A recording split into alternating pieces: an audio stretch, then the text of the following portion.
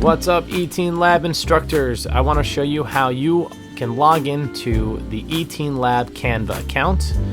So type in the information that I had sent you, the email, and then the password that I sent you.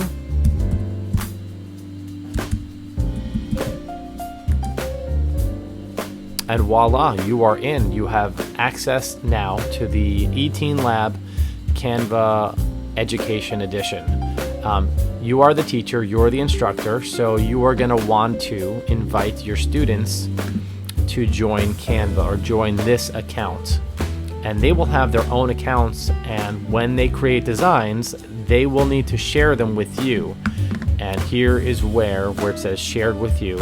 This is where you will access their designs. You'll be able to see their designs and shared with you. But for right now, to invite your students, go to Print on Demand Class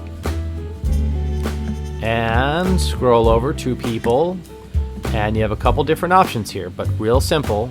You can copy and then paste this into your own email to your students, or just enter their email addresses in these fields and then hit send invitations, and then they will be able to log into the eTeen Lab Canva account as students in their student accounts.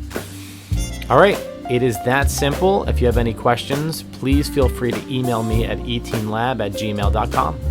Have fun.